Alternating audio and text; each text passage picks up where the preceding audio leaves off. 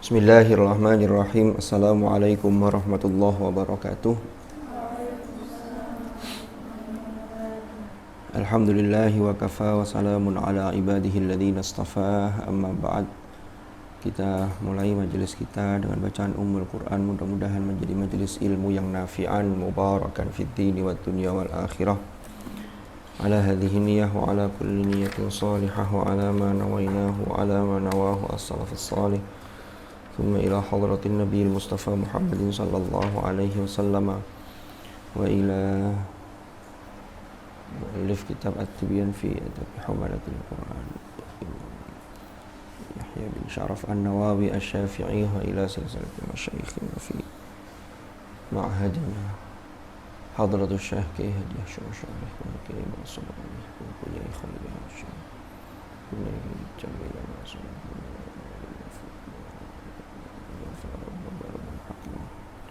wa azwajihim wa usulihim wa furu'ihim في تعليمنا وتعلمنا ونفعنا بهم وبعلومهم في الدارين آمين. الفاتحة.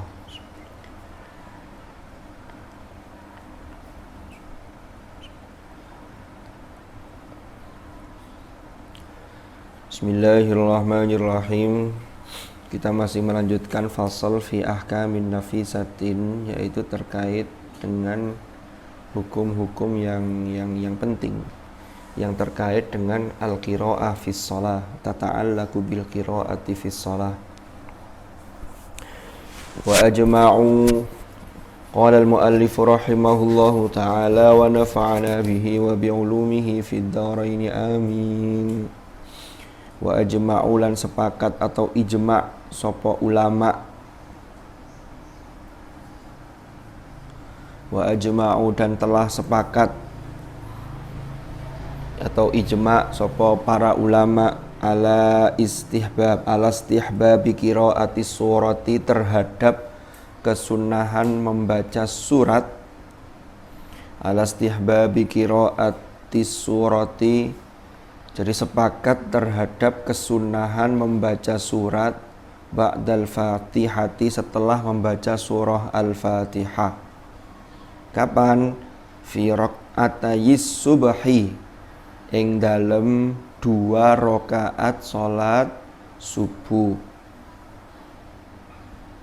Jadi subuh itu 2 rakaat, dua-duanya disunahkan tetap membaca surat setelah membaca suratul Fatihah.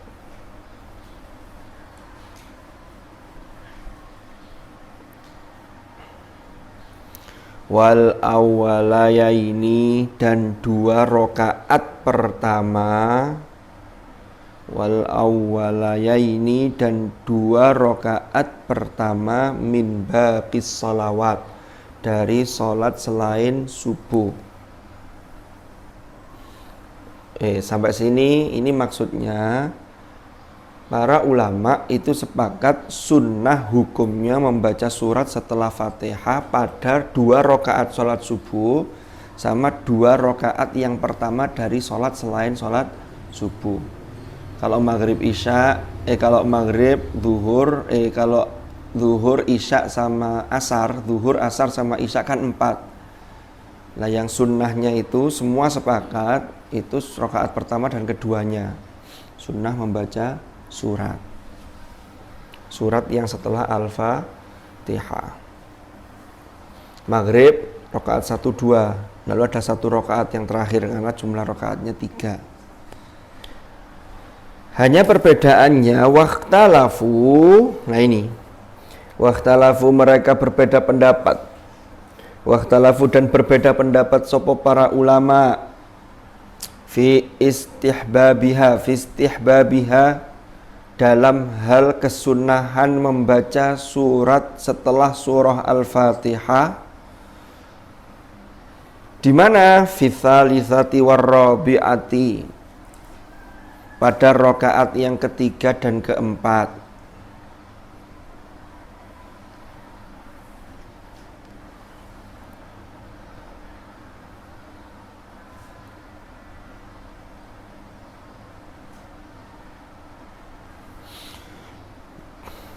Wali Syafi'i dan iku kedue Imam Asy-Syafi'i, maksudnya pendapat menurut pendapat Imam Asy-Syafi'i, fiha qaulani, utawi di dalamnya itu terdapat dua qaul. Artinya apa? Fiha iku ing dalem istihbabiha, atau fiha ya iku ing dalem terkait dengan kesunahan membaca surat di dalam rakaat kedua dan ketiga. Fiha itu maksudnya fi tsalitsati war rabi'ah. Saya baleni. Iku qaulani utawi. Jadi ini kalau susunannya wali Syafi'i itu menjadi khobar muqaddam. Lalu fiha qaulani itu secara susunan, secara jumlah itu menjadi mubtada dari wali Syafi'i. Tapi fiha itu sendiri itu menjadi khobar muqaddam lagi, qaulani menjadi mubtada muakhor. Gitu ya, yang belajar nahwu kan gitu. Qaulani utawi dua pendapat. Jadi Imam Syafi'i punya dua pendapat. Rupane pendapat yang pertama al-jadidu. Menurut qaul jadid itu Imam Syafi'i berada di mana, Rek? Loh. Di mana? Di sebelah. Kalau di sebelah bukan Imam Syafi'i, Capi'i. Kalau qaul qadim Imam Syafi'i di mana? Di mana, Mbak? Qaul qadim di Irak. Kalau qaul jadid di mana? Waduh, kurang teh iki. Maksudnya kayak sampean, kalau saya sudah cukup.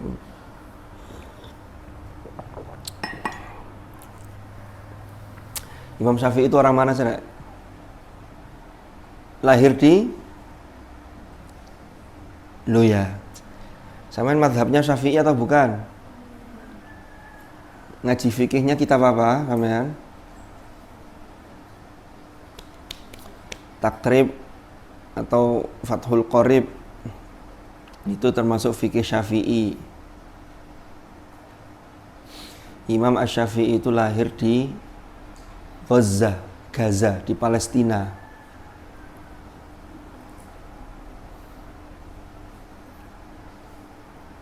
Jadi salah satu kecerdasan Imamuna Asy-Syafi'i itu memang sangat terkenal. Salah satu kelebihan beliau itu kecerdasannya yang luar biasa.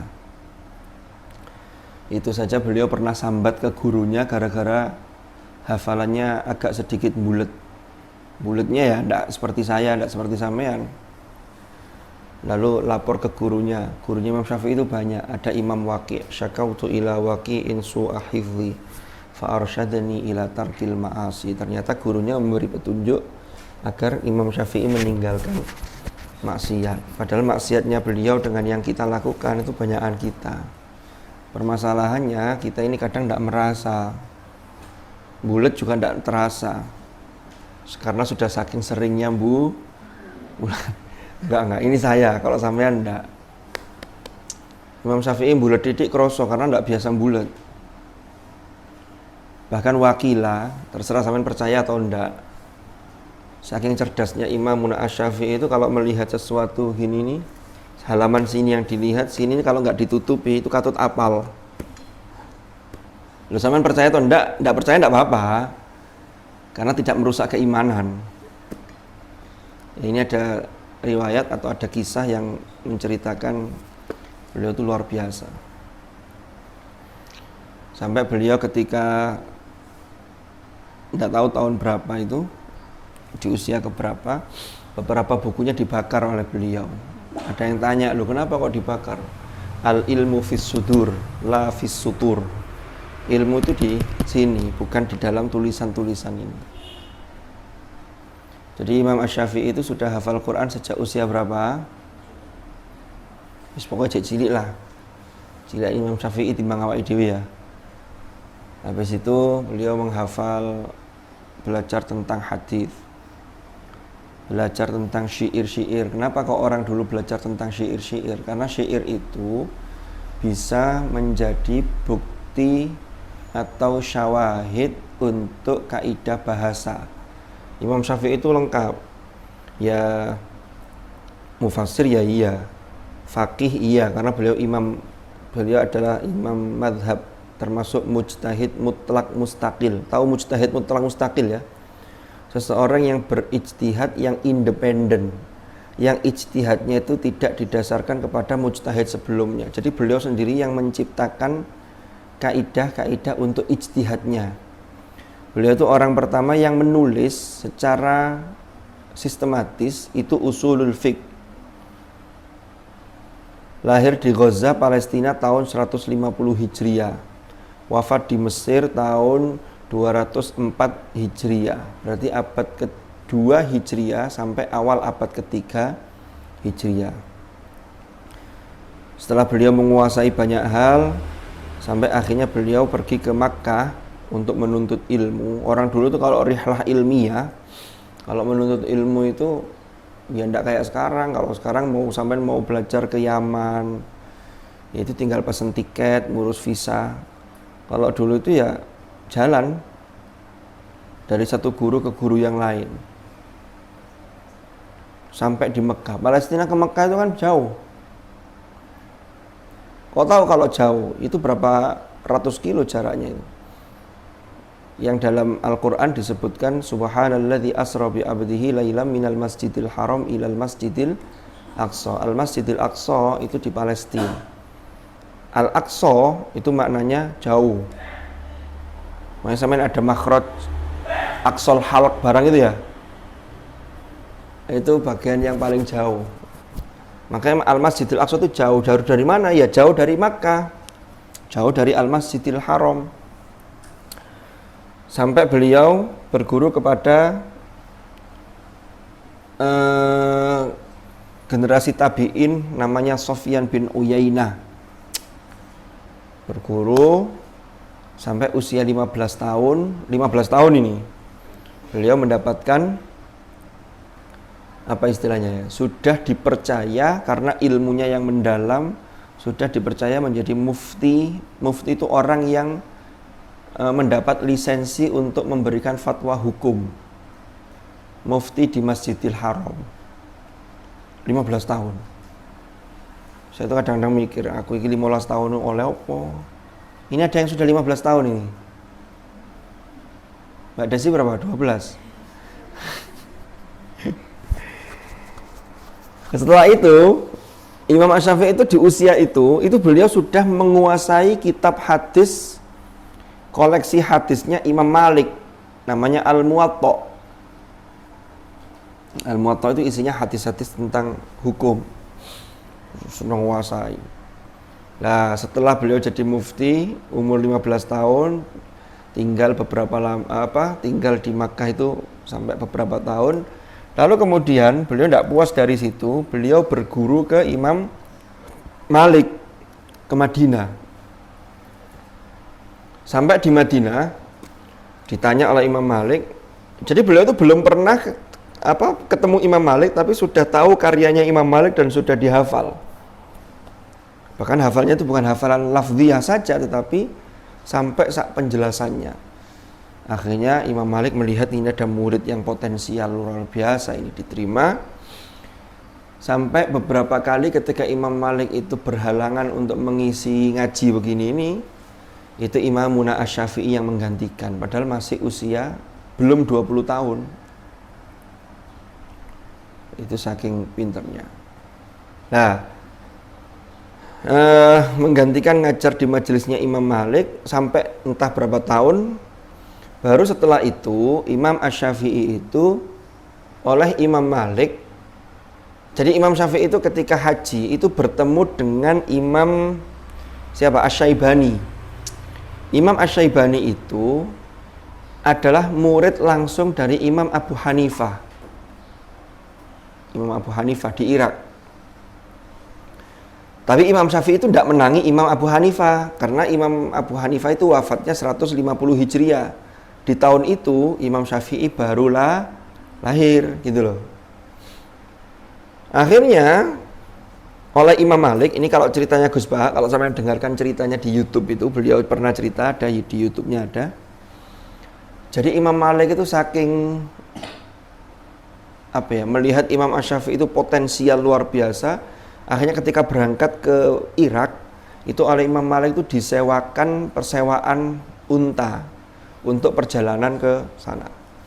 Jadi kalau sekarang itu guru ada murid, sampean mondokin di sini sudah cukup, pindah pondok ke sana karena di sana tempatnya sampean harus menimba ilmu ini.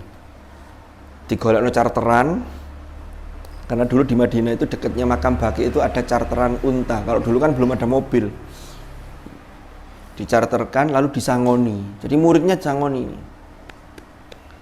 Kalau dikonversi dihitung sekarang itu sangunya Imam Malik kepada Imam Asy-Syafi'i itu kalau dirupiahkan itu tidak kurang dari 50 juta. Entah berapa dirham atau berapa dinar begitu. Sangoni, akhirnya berangkat ke Baghdad. Nah, di sana berguru kepada Imam Asy-Syaibani tadi, yang muridnya Abu Hanifah. Nah, sampai mateng, akhirnya disitulah beliau mulai memang dijadikan rujukan orang-orang, lalu mulai oleh murid-murid Imam Asy-Syafi'i, pendapat-pendapatnya ini kemudian dikompilasi, dibukukan, sampai akhirnya pendapat Imam Asy-Syafi'i ketika berada di Irak, inilah yang disebut qaul qadim. Lalu setelah itu baru beliau pindah domisili ke Mesir. Nah, di Mesir itu ada beberapa qaul yang beliau revisi. Itulah jadinya qaul jadid. Qaul jadid itu pendapat yang lebih baru, yang baru dibanding yang sebelumnya. Nah, itu boleh dipakai salah satunya.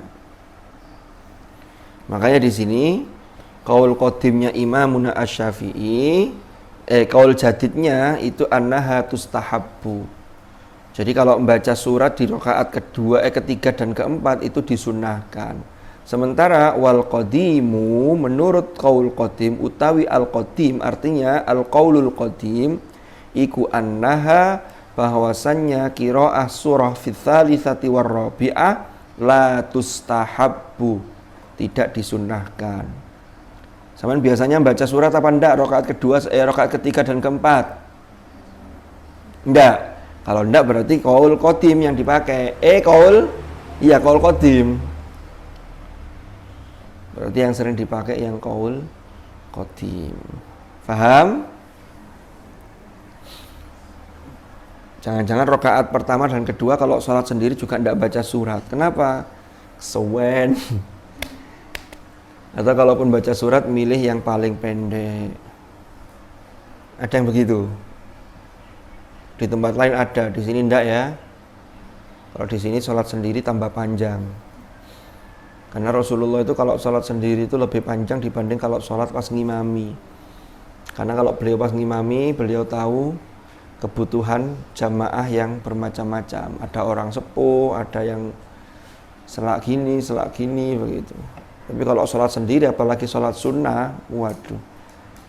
Sayyidah Aisyah itu mengatakan Rasulullah itu kalau sholat menghadap Allah, itu sampai matanya itu mendul, kakinya bengkak. Karena beliau menangis, kakinya juga sampai bengkak. Lama berdiri, sujudnya lama. Santri serba begitu ya.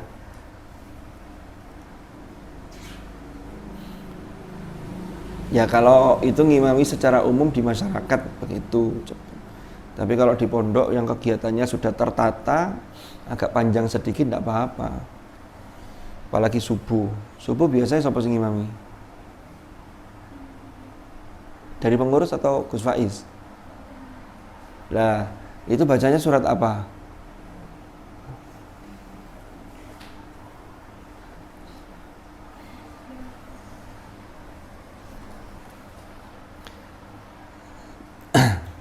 Subuh anu lho, apa rek?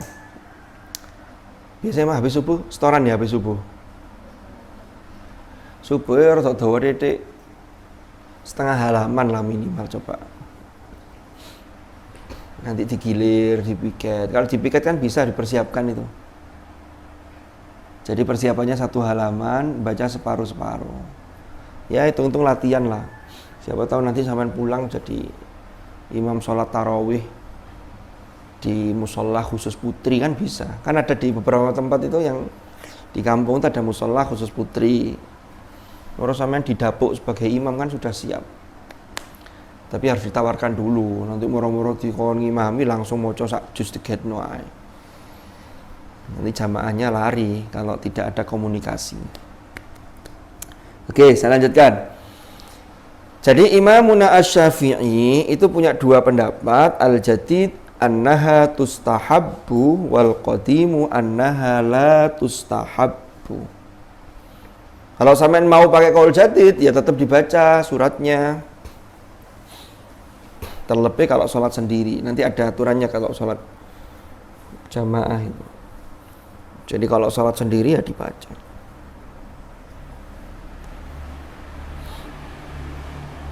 Yang tidak sah itu kalau rakaat kedua, ketiga tidak baca surat, tidak baca Fatihah. Wah, gagal wis. Sholatnya sholat sendiri pisan. Qala ashabuna, qala berpendapat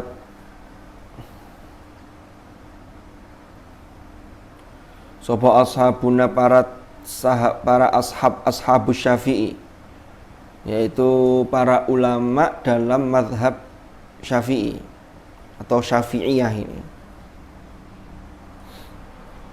Kita ini Syafi'i banget loh ya. Nama pondoknya saja Salafiyah Syafi'iyah.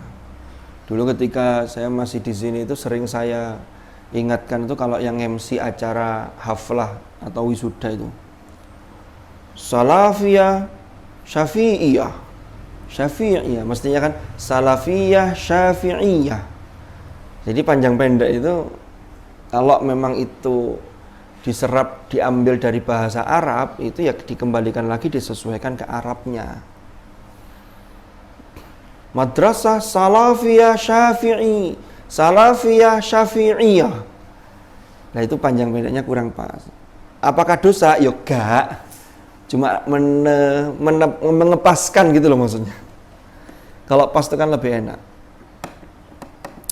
Qala ashabuna wa idza qulna apabila mengatakan sapa kami innaha tustahabbu, innaha sak temene qiraatus surah ba'dal Fatihah ikut tustahabbu disunnahkan.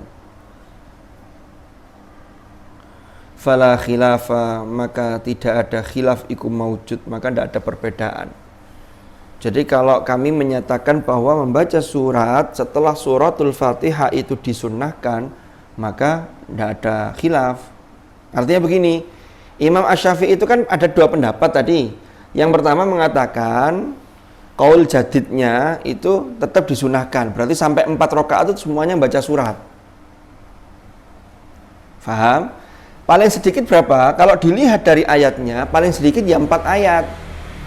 Tapi ada yang mengatakan tidak harus 4 ayat. 1 ayat boleh, apalagi melebihi kadar hurufnya 4 ayat. Contohnya apa? Baca ayat ya ayyuhalladzina amanu idza tadayantum bidainin ila ajalim musamman faktubu. Itu kan sehalaman dewe itu. Itu hitungan hurufnya sudah melebihi surat Al-Asr.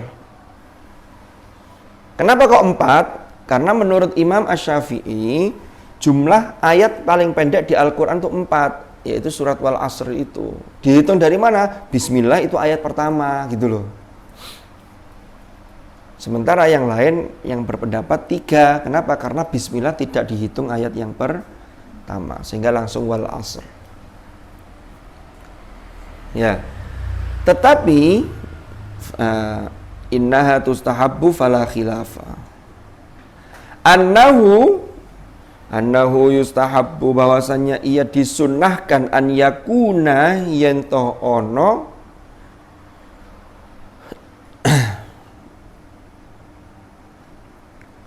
iku aqalla minal qiraati fil awwalayaini. Artinya apa? Ya paling enggak itu disunnahkan paling sedikit baca surat itu minimal pada 2 rakaat yang pertama. Aqalla luweh titik, artinya luweh titik itu minimal. minal qiraati saking qiraah, yaitu membaca surat fil awwalayah ini pada 2 rakaat yang pertama. Subuh itu masuk 2 rakaat yang pertama, sekaligus rakaatnya ya hanya 2, sehingga dalam 2 rakaat itu disunnahkan. Zuhur, asar, dan isya itu karena 4 rakaatnya, maka minimal di 2 rakaat pertama itu disunnahkan.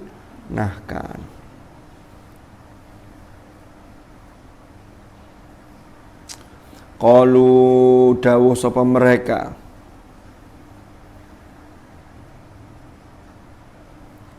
wa taqulunal ono opo al-qiraatu membaca surat selain Fatihah tadi, fi tsalitsati war rabi'ati ing dalam rakaat yang ketiga dan rakaat yang keempat, iku sawaun sama.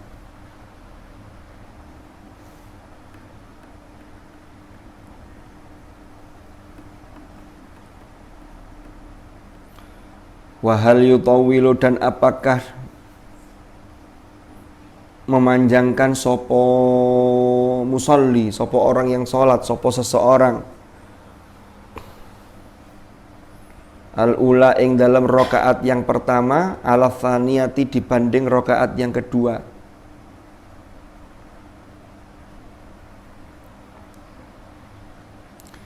Jadi maksudnya begini, baca surat setelah surat Al-Fatihah pada rakaat ketiga dan keempat, itu ambil surat yang kadarnya sama. Lalu pertanyaannya, apakah seseorang itu dianjurkan untuk memanjangkan bacaan pada rakaat yang pertama dibandingkan rakaat yang kedua, gitu loh. Fiha wajhani, ada 2 pendapat terkait dengan hal ini.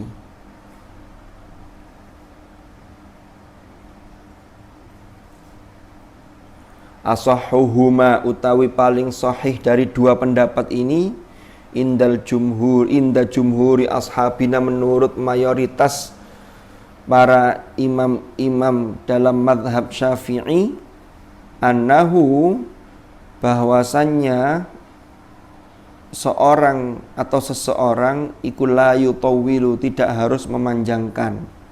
Artinya rakaat pertama tidak harus lebih panjang.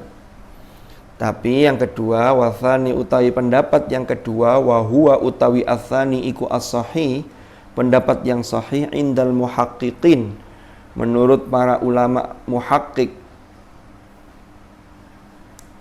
Ulama muhaqqiq itu maksudnya yang levelnya mentahqiq, jadi lebih kuat. Annahu yutawwilu, bahwasannya seseorang yang sholat iku yutawwilu, dianjurkan memanjangkan bacaan di rakaat pertama dibandingkan rakaat yang kedua.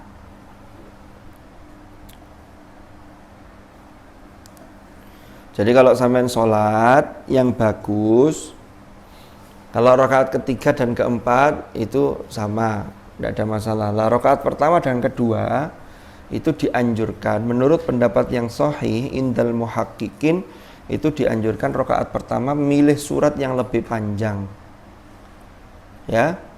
Jadi kalau rakaat pertama jangan langsung ambil wal asr, tapi ambillah yang agak panjang. Jadi ini soal etika. Sekaligus pilihlah, dulu sudah pernah kita bahas, tartibul mushaf itu yang tepat. Jadi kalau rakaat pertama sudah baca al-humazah, maka rakaat kedua jangan naik ke wal asri. Kenapa? Pertama, urutan mushaf itu wal asr dulu, baru wailul likulli humazatil lumazah. Lalu yang kedua, walaupun wal asr itu lebih pendek, tapi karena posisinya di atas, maka carilah yang lebih bawahnya. Apa contohnya yang lebih pendek? Quraisy. Itu kan lebih pendek dibanding al-humazah. Jadi itu maksudnya.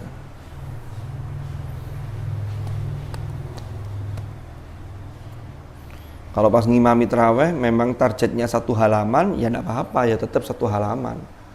Tidak usah kemudian kalau rakaat kedua dikurangi 1 ayat yang bawah, dikurangi lagi 1 ayat. Agak hatam-hatam nanti. Ini berdasarkan hadis wa huwa al-mukhtar, wa huwa utawi ini iku al-mukhtar, yaitu pendapat yang terpilih, yang dipilih.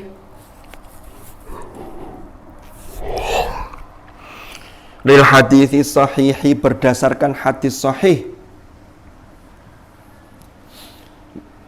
Jadi berdasarkan hadis sahih.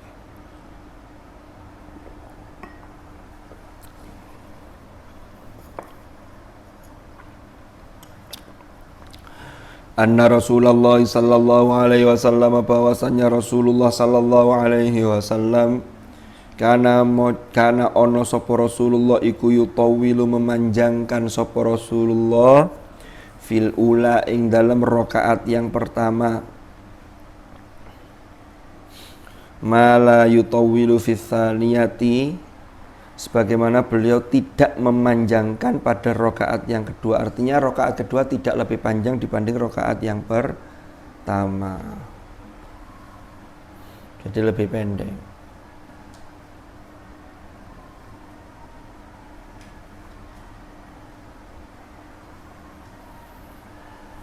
Lalu ada yang berpendapat begini, Rek.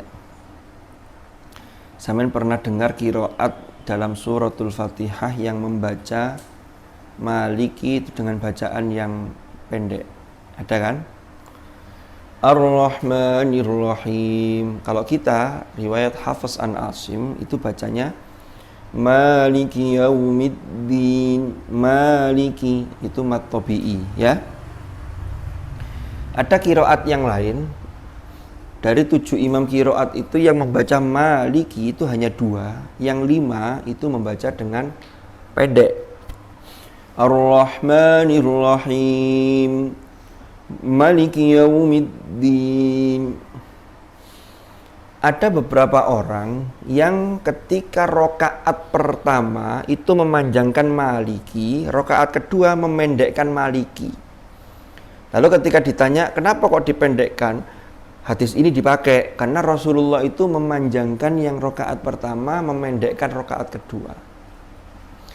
Bagi orang yang sudah tahu ilmunya terkait dengan ilmu qiraat, ya monggo mawon. Karena memendekkan itu bisa jadi pilihan suratnya, bisa jadi mengurangi satu harokat. Kan mengurangi satu harokat ya. Kalau Maliki itu dibaca hanya dengan satu harokat. Kalau Maliki itu kan 2 harokat. Makanya matobi itu panjangnya berapa? 2 harokat atau setara dengan 1 alif. Berarti kan mengurangi 1 harokat. Sehingga mengurangi 1 harokat itu sudah dianggap mengurangi, sudah memendekkan, lebih pendek rakaat kedua dibanding rakaat yang Bagaimana dengan kita? Kalau kita belum tahu ilmunya, lebih baik kita tidak usah ikut-ikutan. Karena nanti khawatirnya terjadi talfiqul qiraat. Talfiq itu apa? Terjadi percampuran qiraat antara qiraat yang dinisbatkan kepada satu imam dengan imam yang lain.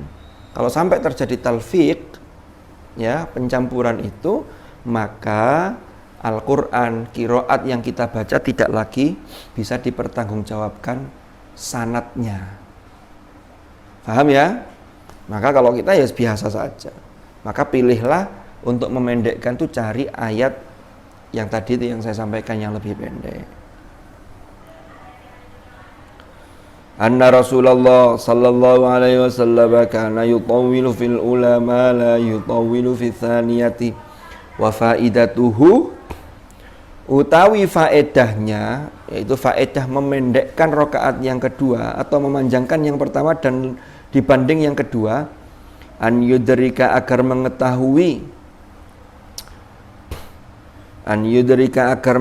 sapa al mutaakhiru, orang yang terlambat salat, makmum masbuk, ar-rakaata ing rakaat al-ula yang pertama,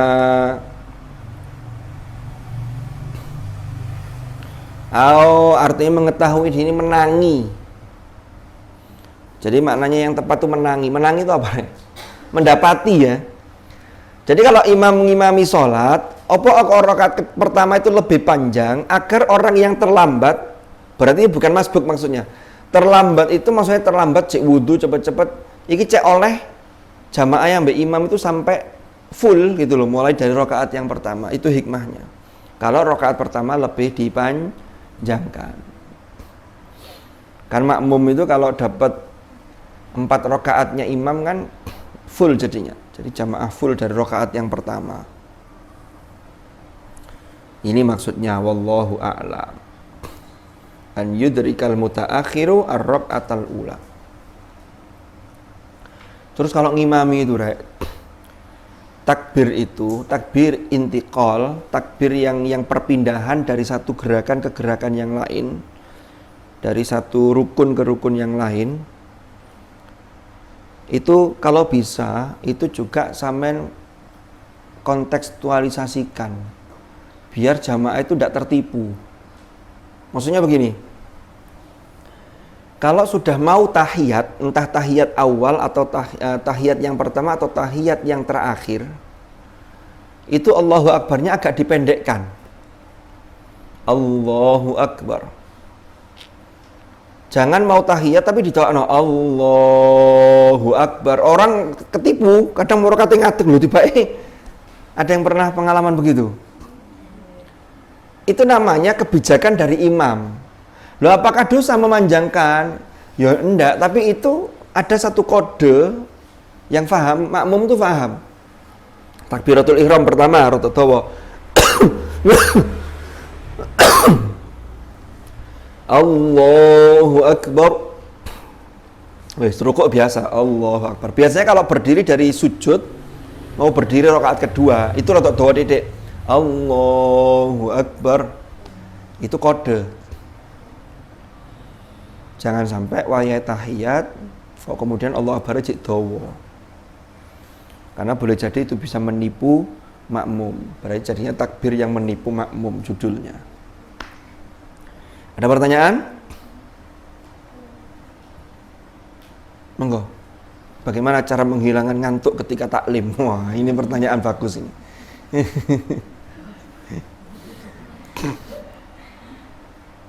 Pertama, tidurnya jangan kemalaman. Oh, masih sore, berarti kelamaan tidur. Orang ngantuk itu biasanya kelamaan tidur atau kurang tidur. Kalau kelamaan tidur itu bawaannya ngantuk terus. Kayak sampai di rumah itu kadang-kadang kan begitu. Diluk ngantuk. Gak ngantuknya pas nyekel HP. Monggo kalau ada pertanyaan. Monggo Mbak Desi. Sarjana apa? S apa sekarang? Ekonomi. Apa gelarnya? SE. SE gitu aja. Monggo yang sudah SE.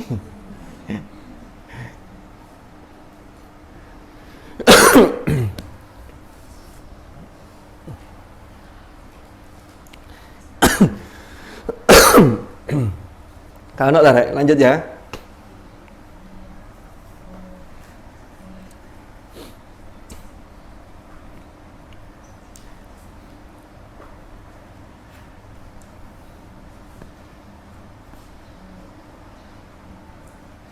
Kemarin di UIN Malang itu ada wisuda tahfidz.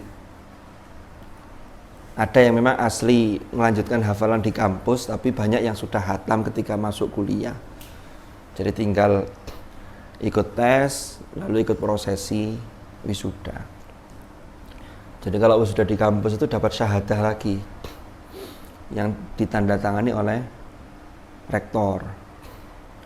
Lalu dapat bonus kalau yang laki-laki dapat surban, dapat gordon, yang perempuan dapat jilbab, dapat gordon, lalu dapat kitab Sofatut Tafasir, itu dari kampus. Sofatut Tafasir itu 3 jilid tebal itu. Paling harganya sekarang sekitar 500.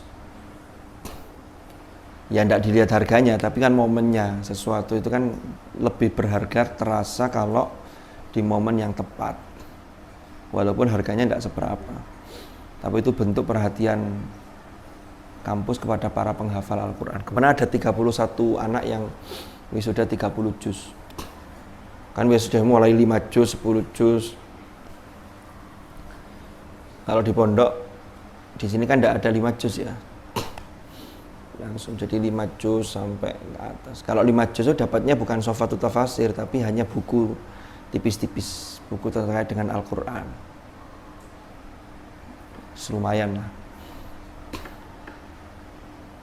Itu kalau di Malang.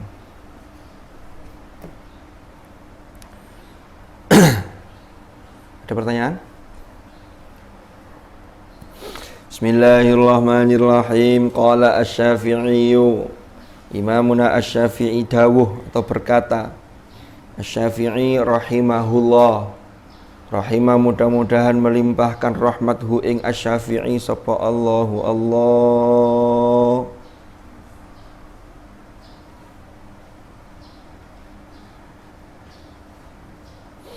Kata Imamuna asy-Syafi'i, wa idza adraka, apabila mendapati, ngumani, menangi sapa al-masbuku makmum yang masbuk.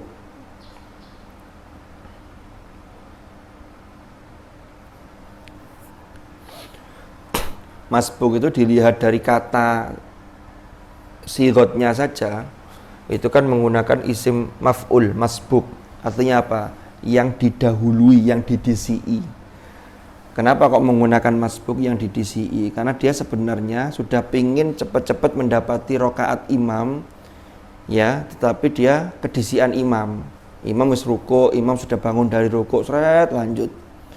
Jadi bukan memasbuk-masbukkan diri, ini harus dibedakan. Kalau orang yang memasbukkan diri, maka itu sudah tahu, dia sudah berada di musola ini, imam sudah takbir, tapi dia ojek guyon ambek koncone, ojek titik-titik kayak akhirnya terlambat. Ini masbuk yang dibuat-buat jadinya. Itu bedanya, paham ya? Makanya disebut masbuk itu. Jadi dia itu sebagai objek yang ketinggalan, ya ketinggalan beneran, mungkin masih persiapan di sana lalu jalan ke sini sudah telat. Bukan yang sudah siap di lokasi lalu kemudian, nah kalau itu ya masbuk-masbukan nanti jadinya. Al-masbuku ma'al imam, yaitu yang didahulu, yang didisi'i, ma'al imami sertane imam. Jadi mendapati bersama imam. Jadi makmum masbuk itu mendapati bersama imam ar-raq'ataini ing 2 rakaat al-ukhrayaini yang terakhir. Jadi 2 rakaat terakhir minadz zuhri, dari sholat zuhur, au ghairiha, atau selain sholat zuhur. Berarti ada makmum masbuk yang mendapati 2 rakaat yang terakhir bersama imam dalam sholat yang 4 rakaat. Contohnya zuhur, asar, dan isya. Kemudian nek oleh loro, berarti nambahnya berapa? Ya nambahin loro. Tsumma qama, kemudian berdiri lagi sopo al-masbuk, makmum masbuk tadi, ilal ityani, maring nekani atau menyempurnakan atau melaksanakan, memenuhi bima baqiya alaihi, bima kelawan sesuatu baqiya kang tersisa opo ma alaihi ing atasi masbuk. Artinya dia menyempurnakan yang belum, berarti nambah 2 rakaat.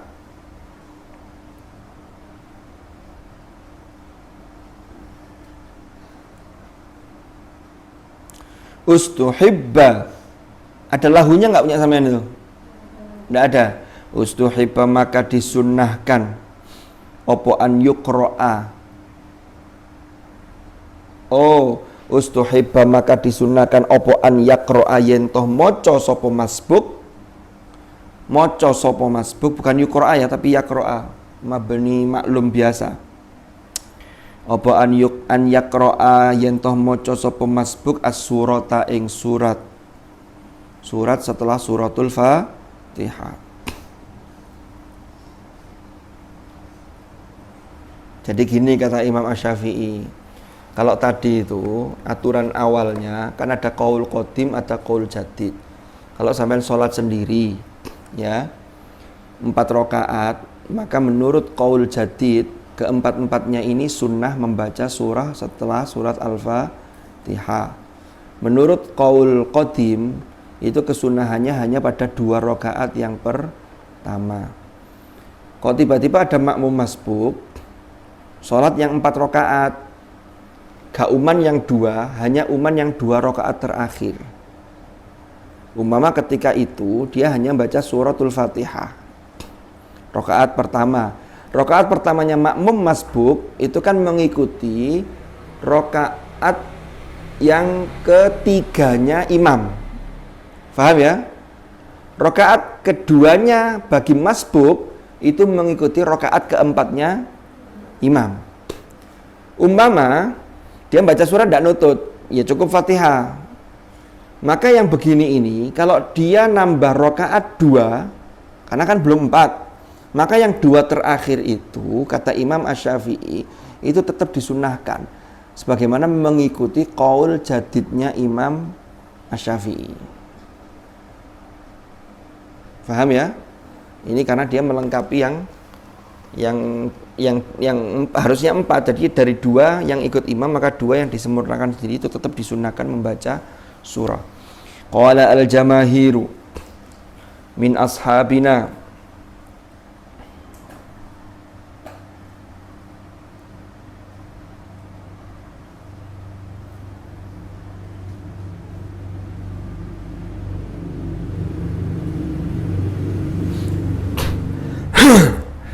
para jumhur, mayoritas dari ashabus Syafi'i mengatakan begini, hadza utawi hal ini. Jadi kalau ada kasus seperti ini, kasus masbuk yang mengikuti 2 rakaat imam yang nututi hanya yang kedua tadi kan, lalu nambah 2, iku ala qaulaini, yaitu ada 2 pendapat.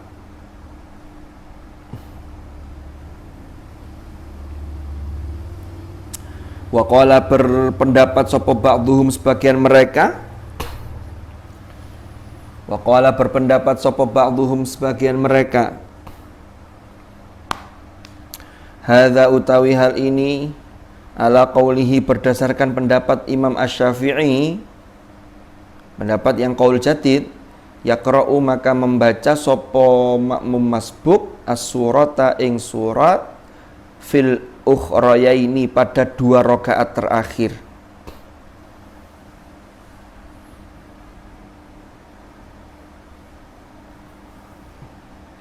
Amma alal akhari adapun utai menurut yang lain, menurut pendapat yang lain, fala, maka dia tidak disunnahkan membaca surat pada 2 rakaat yang terakhir.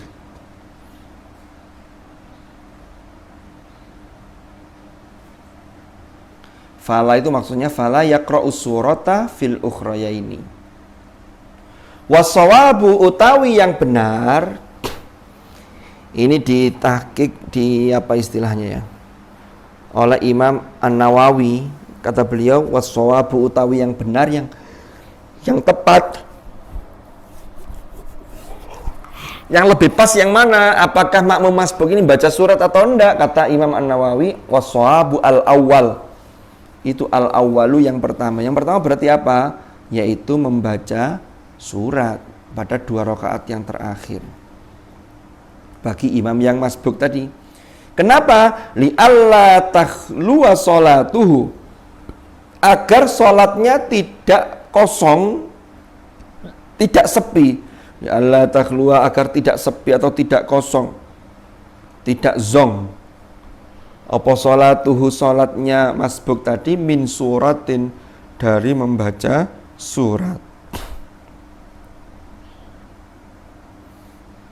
Kan rakaat 1-2 ketika mengikuti imam, rakaat imam yang ketiga dan 4, boleh jadi imam itu kan rakaat 3 dan 4 itu lebih cepat, karena imamnya mengikuti qaul qadimnya Imam Syafi'i, sehingga tidak baca surat. Kalau makmum baca surat, ketinggalan imam.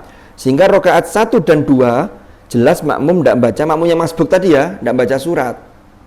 Maka ketika nambah 2, maka menurut pendapat yang as-shawab, menurut Imam An-Nawawi dalam kitab ini, itu yang pertama, yaitu dia tetap membaca surat. Kenapa? Karena dalam sholat dia biar tidak kosong dari surat, tetap ada kesunahan membaca surat, gitu loh.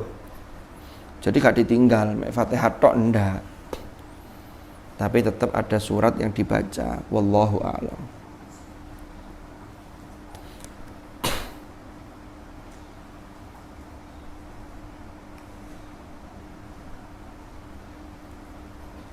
Ada pertanyaan?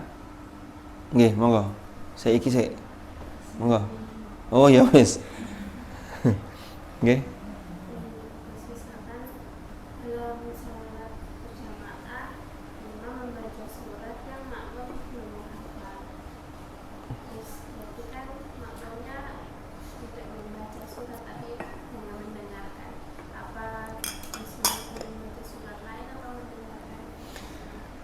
Kayaknya nanti ada di sini hukmu hadza hukmul imami wal munfarid. Tapi secara umum kalau sebagai makmum itu dia diperintahkan dalam mazhab Asy-Syafi'i itu dia tetap membaca suratul Fatihah. Tapi kalau sholatnya jahar maka surah Al-Fatihah itu dibaca setelah mendengarkan Fatihahnya imam. Makanya imam itu harus bijak termasuk memberi waktu ada jeda dari Fatihah menuju ke surat. Paling tidak seukuran makmum membaca Al-Fatihah dengan standar, bukan dengan pelan-pelan enggak. Standar itu ya cukupan lah waktunya. Enggak terlalu lama juga enggak terlalu singkat. Lalu mendengarkan lagi bacaan makmum. Itu yang diperintahkan begitu. Ya. Jadi mendengarkan imam. Nah, kalau yang belum dihafal ya tetap didengarkan sambil kalau bisa diangan-angan sama pemahaman isi dari bacaan yang dibaca itu kalau memungkinkan. Kalau yang ayat yang sudah dihafal itu makmum bisa ikut deres sambil mendengarkan bacaan imam. Jadi melok dalam hati kita. Itu. Nah, nanti kayaknya ada ini pembahasannya. Kita ikuti dulu. Yang lain? Monggo. Enggak. Sama yang kelas berapa, Mbak? 7 itu kelas 1 MTS ya? Iya. 7 aliyah apa 7 sanawiyah?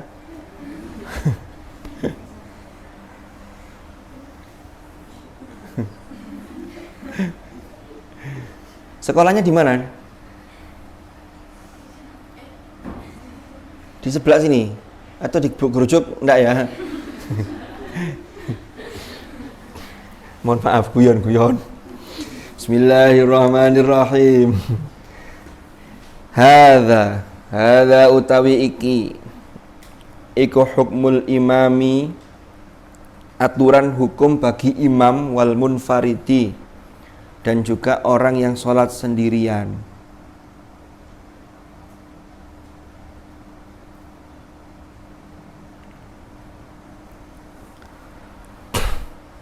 Amal makmum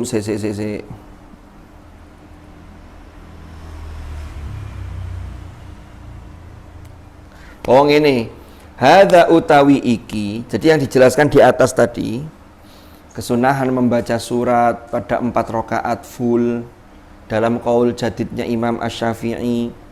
Lalu dalam qaul qadimnya itu adalah membaca surat pada 2 rakaat yang pertama. Ini adalah hukum bagi imam dan orang yang sholat sendiri. Jadi kalau sampai ngimami, ini aturannya. Lah ini lanjutannya yang pertanyaannya Mbak Desi ini. Ammal makmumu utawi makmum. Jadi kalau ada makmum, fa in kanat mongko jika ada opo sholatuhu sholatnya makmum, iku sirriyatan sholat yang sirriyah. Sholat yang tidak jahar, berarti ada zuhur sama asar. Karena yang subuh, maghrib, isya itu sholat jahar, jahriyah.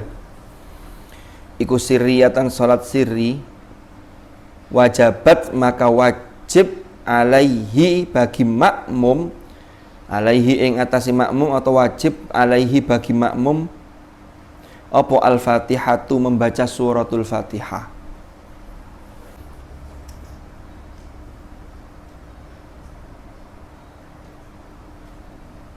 Wastuhibba, dan disunnahkan lahu bagi makmum as-surah, yaitu membaca surat. Apa as-suratu, yaitu membaca surat. Jadi surat selain suratul Fatihah. Karena sholatnya sirri. Jadi imamnya kan baca Fatihah, sampean ndak usah ngrungokno iki Fatihah wis mari ta durung yo. Jangan-jangan saya nanti mendahului bacaan imam. Kalau sholat sirri ndak ada masalah. Karena yang ndak boleh mendahului itu dalam terkait dengan fi'linya. Bukan qauli. Kalau rukun yang qauli mau habis takbir, Allahu Akbar. Kita ndak dengar imamnya ini wis maca tutuk endi, murade maca Fatihah, ya ndak ada masalah. Walaupun umpama kok ternyata duluan makmum baca Fatihahnya dibanding imamnya, itu tidak ada masalah. Wa in kanat jahriyatan, dan jika sholatnya makmum itu ikut jahriyatan, sholat jahar, maghrib, isya, subuh.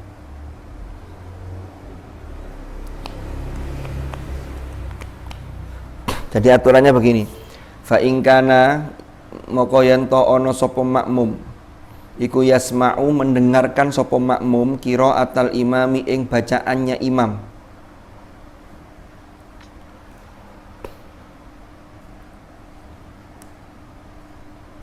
Kalau tadi wastuhibba lahu suratu, sekarang ternyata kalau makmum dan dia mendengarkan dalam sholat jahar bacaan imam, maka kuriha, dimakruhkan lahu bagi makmum apa qiraatus surati, membaca surat.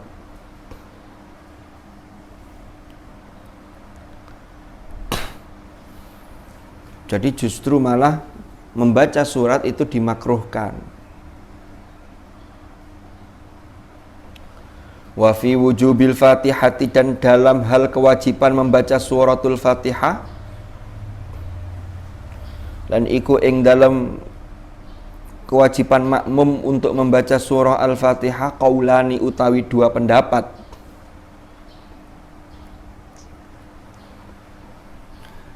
Asahhuhuma, utawi paling sahihnya qaulani,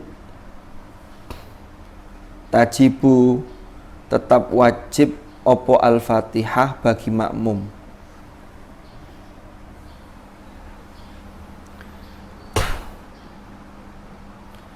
Jadi saya ulangi, kalau sampai jamaah sholat sirri ya, saya makmum, atau saya ngimami sampai makmum sholat zuhur, maka bagi makmum tetap Fatihah itu wajib, tidak harus nunggu Fatihahnya imam. Lalu membaca surat tetap disunnahkan karena sholatnya sirriyah. Tapi kalau sholatnya jahriyah, bacaannya keras imam, maka membaca surat itu makruh. Ya. Tetapi kewajiban membaca Fatihah menurut qaul yang ashah itu tetap wajib. Makanya tadi ada jeda, imam itu harus bijak memberi waktu untuk makmum membaca suratul Fatihah. Wathani, utawi pendapat yang kedua, la tajibu, tidak wajib opo al-Fatihah.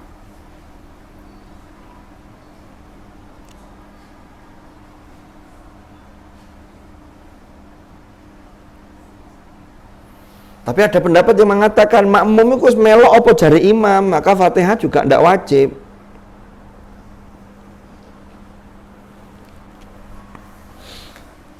Ini pendapat yang kedua. Wa in kana lan jika ada sapa makmum. Nah, ini lanjutannya. Iku la yasma'u, tidak bisa mendengar, artinya tidak mendengar. Bukan tidak bisa mendengar ya, kalau tidak bisa mendengar lah tuli namanya. Ini maksudnya tidak mendengar al-qiraa'ata ing bacaan imam.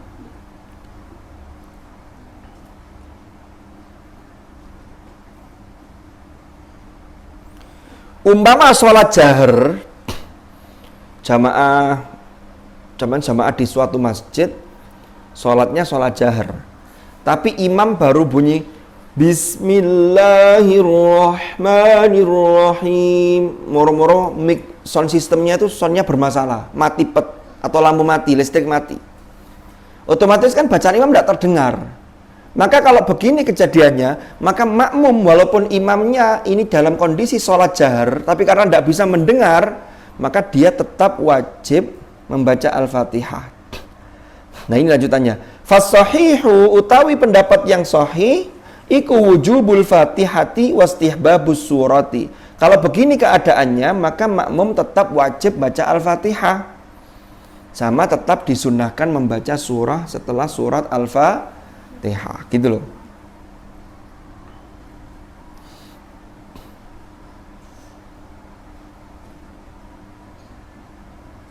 Tapi ada juga yang mengatakan, nah ini pendapat ini, wakilah dan dikatakan, la tajibul fatihatu, tidak wajib opo al-fatihah.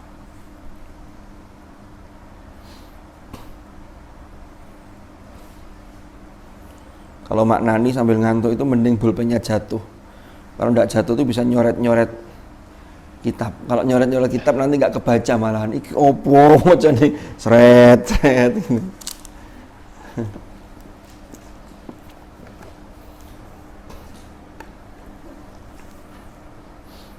Nggak apa-apa, rek ngantuk itu biasa kok. Semoga-moga manfaat kabeh ilmu ini. Ya. Tapi ngono ya ngono, tapi ya ojo ngono. Ngantuk boleh, yang ndak boleh itu tidur. Lalu taklim ke sini bawa guling, bawa bantal, bawa selimut. Ini pindah tidur namanya.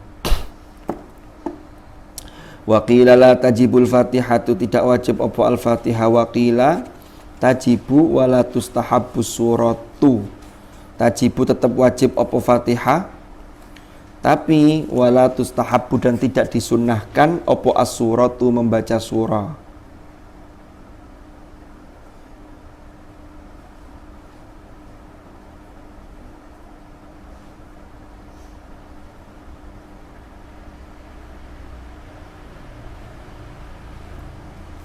Ya kita enaknya ambil yang tengah-tengah. Tengah-tengah itu gini loh, harus tahu konteks. Umpama kan makmum itu kalau sholatnya sholat jahar, maka dia kalau bisa mendengar bacaan imam, ada pendapat yang mengatakan Fatihah tetap, tapi dia tidak usah membaca surat karena mendengarkan imam.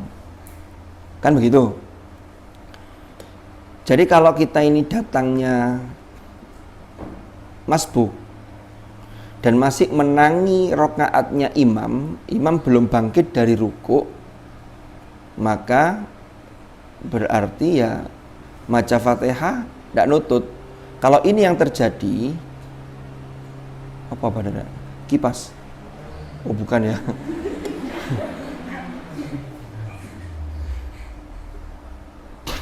Ini yang terjadi, maka ya sudah baca bismillah saja lalu ikut imam ruku. Berarti itu sudah dihitung satu rokaat karena Fatihahnya gandol imam tadi itu. Tapi kalau masih nutut, ya baca Fatihah tapi tidak usah baca surat. Termasuk sholat yang sirri saja, sirriyah, itu kalau sampean masbuk datangnya telat, maka langsung ke rukun, langsung baca surah Al-Fatihahnya. Biar nutut nanti. Kalau tidak nutut, ya gimana lagi yang ikut imam. Nek terawih ya apa rek terawih? Kadang terawih itu di kampung-kampung itu waladhdallin amin. Bismillahirrahmanirrahim. Qul huwallahu ahad, Allahus samad, lam yalid wa lam yulad wa lam yakul lahu kufuwan ahad. Allahu akbar. Kadang makmummu durung maca Fatihah. Kepontal-pontal ya. Apa kepontal-pontal itu, Rek? Ya gupu tergesa-gesa. Maka kalau seperti ini gimana? Ya lagi-lagi kembali tadi, kalau memang masih nutut baca Fatihah, kalau tidak nutut ya gandol Fatihah imam. Karena ada pendapat yang tadi mengatakan ini kan bagian dari sholat yang jahriyah, termasuk sholat sunnah, sholat tarawih itu, gitu loh.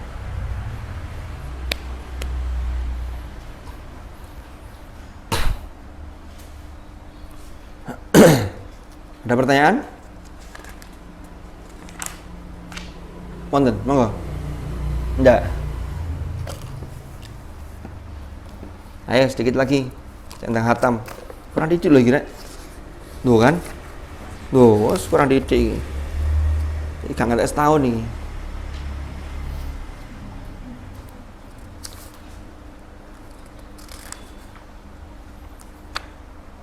Ini kita sudah halaman 72 kalau di kitab ini. Terakhir itu halaman 107.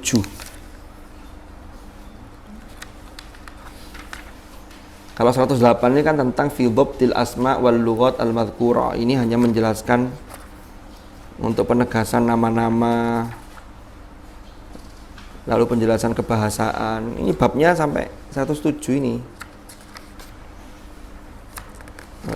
Bentar lagi. Bab terakhir tentang menulis ayat Al-Quran dan memuliakan mushaf. Kita lanjutkan dulu. Bismillahirrahmanirrahim. Wa tajibu dan wajib apa qiraatul Fatihati, membaca surah Al-Fatihah fit takbiratil ula, dalam takbir yang pertama min sholatil janazati, dari sholat jenazah. Sholat jenazah itu ada berapa takbirnya? Berapa? 10. Berapa ayo? 4. Takbir yang pertama membaca apa? Setelah takbir yang pertama membaca Al-Fatihah. Setelah takbir yang kedua membaca sholawat. Setelah takbir yang ketiga membaca doa untuk mayit. Setelah itu yang terakhir takbir yang keempat membaca doa lagi, Allahumma la tahrimna. Lalu ruku apa enggak? Enggak. Wa tajibu qiraatul Fatihati, wajib membaca suratul Fatihah fit takbiratil ula, dalam takbir yang pertama min sholatil janazah, termasuk sholat gaib. Sholat gaib itu ya sholat untuk mayit, untuk jenazah, tapi jenazahnya tidak ada di lokasi, tidak di depannya. Amma qiraatul Fatihati fi sholatin nafilah fala budda minha. Adapun membaca surah Al-Fatihah fi sholatin nafilati, ing dalam sholat sunnah, fala budda, maka ora kena ora, maka wajib minha, yaitu minha saking sholat an-nafil, artinya tetap wajib membaca surah Al-Fatihah. Jadi surah Al-Fatihah ya bagian dari surah sholat sunnah. La sholata liman lam yaqra' bi Fatihatil kitab. Jangan kemudian sholat sunnah duha, mari takbiratul ihram, orang baca surat Asy-Syams atau Ad-Duha. Lalu ditanya, "Lu kamu enggak baca Fatihah?" "Enggak, kan sholat sunnah." Ya, sholat sunnah juga tetap harus membaca Fatihah. Itu rukun dari sholat. Jadi bukan dilihat dari sunnahnya lalu saenake dhewe, ndak. Aturannya tetap.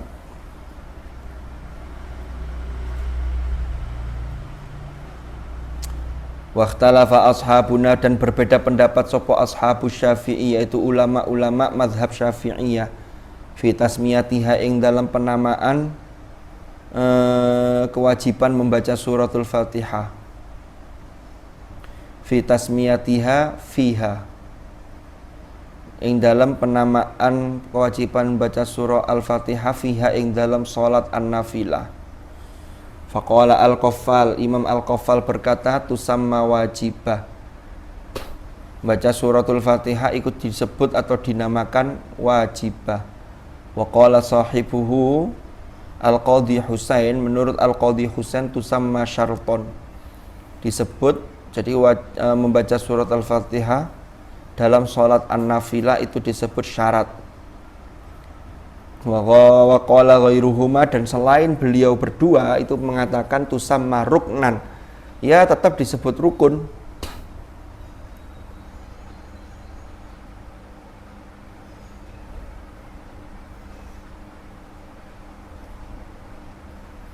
Wa huwa utawi pendapat yang mengatakan rukun ini iku al-azharu, pendapat yang lebih kuat.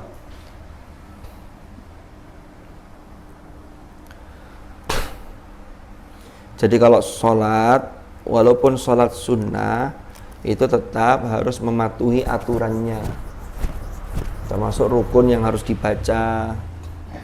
Nggak boleh kemudian Allah sholat sunnah, ya rukunnya saya tinggal, ya tidak sah sholat kita, kan begitu.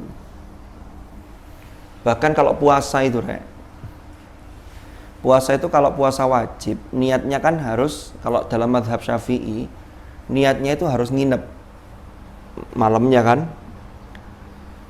Kalau puasa sunnah, ndak harus. Puasa sunnah itu seperti Kanjeng Nabi itu pulang setelah jamaah subuh, tanya ke istri beliau, ada makanan apa? Ndak ada. Oh ya wes, aku tak poso. Boleh, itu puasa sunnah. Kalau puasa wajib termasuk qadha. Sampeyan kalau mengqadha puasa, biasanya mbak-mbak ini kan ada qadha karena biasanya satu Ramadan itu kalau ndak di awal ya di akhir, di tengah itu ada tamu yang datang kan begitu. Kecuali kalau pas sucinya itu pas hari terakhir Sya'ban suci, itu nanti biasanya lebaran itu nggak bisa sholat id, ada yang begitu. Nggak tahu saya hitung-hitungannya, sampean lebih paham lah, sudah bisa niteni. Karena saya juga saya nggak pernah kedatangan tamu kecuali tamu biasa. Lah, qadha Ramadan itu kan bagian dari puasa wajib, sehingga niatnya ya harus malam. Nggak bisa kalau sampean pagi-pagi moro lu yo cek ndutang siji kok luwe moro-moro niat wis jam ini wis aku tak poso nyaur nggak bisa kalau nyaur. Tapi kalau untuk Senin Kemis nggak ada masalah, paham ya? Nah, kalau tinjauannya sunnahnya, kalau puasa ini puasa loh ya, di dalam madhab Imam Syafi'i, umama sampean Senin wis niat poso, saya poso wis, kok tiba-tiba siang ada teman yang dikirim bawa cilok itu satu dadang, satu panci gitu. Sampean senengane cilok, enak iki cilok iki. Sampean tergoda oleh cilok itu, kemudian puasa Anda sampean batalkan. Wis gak poso wis hari ini ono cilok iki eman. Alasannya menghormati yang bawa cilok. Padahal motivasinya bukan itu. Aku lek nutupno sampai maghrib gak uman iki gitu. Akhirnya makan. Maka dalam beruntunglah kita yang bermadhab Syafi'i. Maksudnya beruntung begini. Itu sama ndak wajib qadha karena puasanya sunnah. Kok dibatalkan ya wis wong sunnah. Paham ya? Tapi di dalam madhab Imam Malik, sampean poso sunnah, sudah mulai puasa, sudah niat, kok dibatalno harus qadha. Masih ya sunnah. Lula wis ah. Apa karena Imam Malik berpedoman pada ayat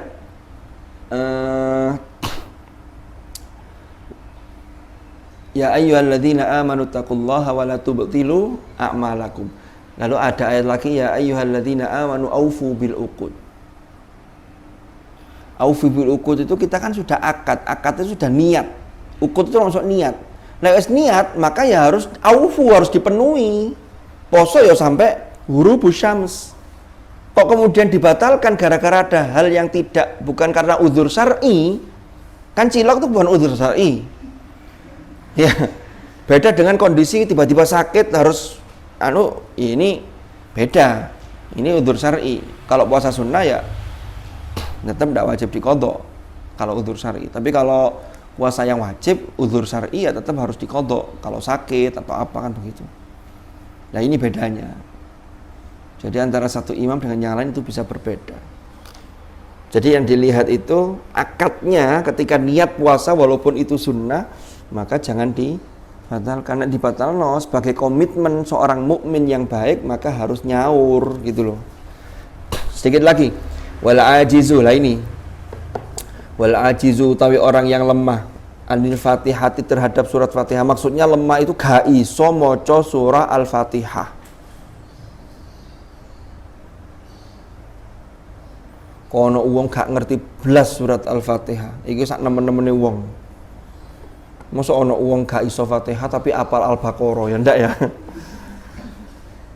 Wong anak-anak masih kecil itu yang diajarkan pertama kali itu mesti suratul Fatihah. Baru itu setelah itu surat Al-Mu'awwidzatain, surat Al-Ikhlas itu biasanya.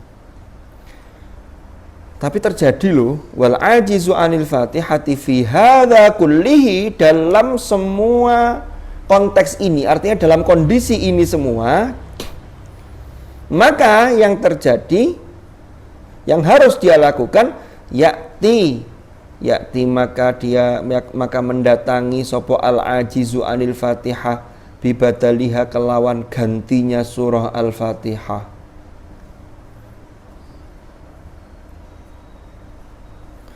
Fayaqra'u maka membaca sapa al-ajizu anil Fatihah biqadriha kelawan seukuran surah Al-Fatihah min ghairiha saking surat selain Al-Fatihah rupane minal Qur'ani dari ayat-ayat Al-Qur'an. Mungkin ada ya orang tidak bisa baca Fatihah tapi ngerti ini kulhu. Tapi kalau hari ini ya tidak ada lah. Lalu gantinya juga tidak bisa.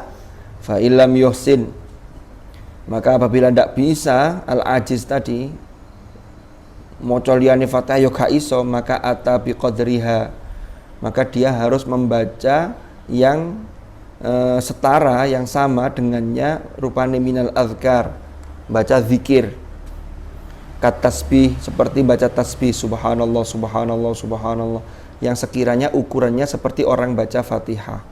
Wa tahlil, atau membaca kalimat la ilaha illallah wa nahwihima dan selain keduanya. Iki sak nemene wong ini.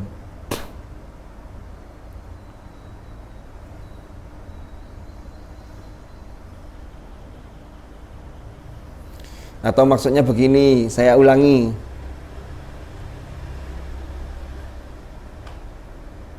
Oh iya. Kat tasbih wa tahlil wa tahwi wa nahwihima. Fa illam yuhsin, fa illam yuhsin, maka jika tidak bisa juga tasbih gak iso, tahlil gak iso,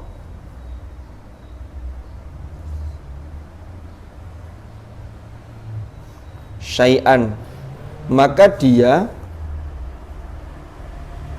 jadi fa illam yuhsin syai'an gak iso lapo-lapo iki. Ya Allah. Maca tasbih gak iso, maca anu, maka apa yang terjadi? Apa yang harus dilakukan? Waqafa. Ya wis menengai, waqafa diam sambil berdiri itu biqadril Fatihah, seukuran orang baca surah Al-Fatihah.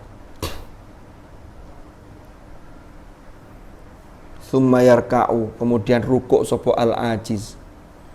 Jadi nek ana wong, kan Fatihah tadi wajib. Kok ana wong sing gak iso maca Fatihah, maka pilihannya cari ganti selain Fatihah dari ayat Al-Qur'an. Nek gak iso, cari ganti yang bacaan-bacaan zikir, ya. Kalau zikir juga tidak bisa, ya wis menenguai, tapi tetap tidak boleh meninggalkan sholat. Tetap dia punya kewajiban untuk belajar.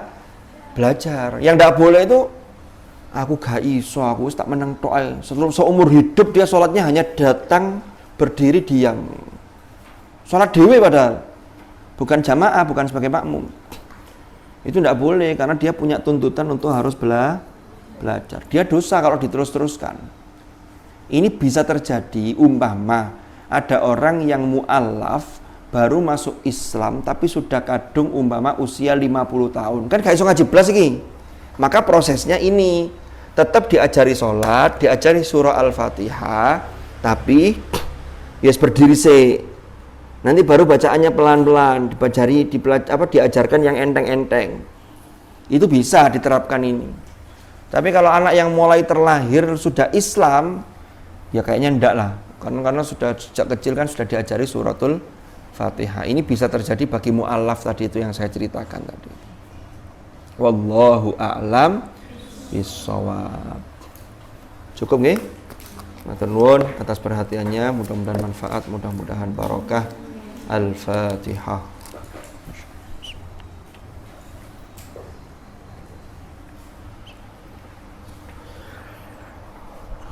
Bismillahirrahmanirrahim. Allahumma ma'al Qur'an, Allahumma ma'al Qur'an, ij'alna wa auladana wa dhurriyyatina wa ahlana wa ashabana min ahlil Qur'an wa min ahlil ilmi wa ahlil khair wa ahlil tuqa wa min alladhina astafaita min ibadika alladhina warithu kitabaka wa sabaqu bil khairati bi'idnika birahmatika ya arhamar rahimin. Allahumma inna nastaudi'uka ma qara'na wa ma hafidna wa ma 'allamtana fardudhu ilaina inda hajatina ilaih birahmatika ya arhamar rahimin. Rabbana atina fid dunya hasanah wa fil akhirati hasanah wa qina adzabannar. Wa sallallahu ala sayyidina Muhammad walhamdulillahi rabbil alamin. Al-Fatihah.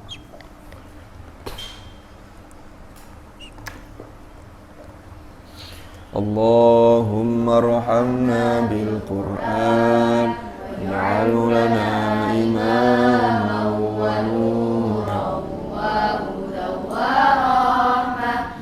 Allahumma dhakkirna minhu ma nasina wa 'allimna minhu ma jahilna warzuqna tilawatahu ana al-laili wa atrafan nahar waj'alhu lana hujjatan ya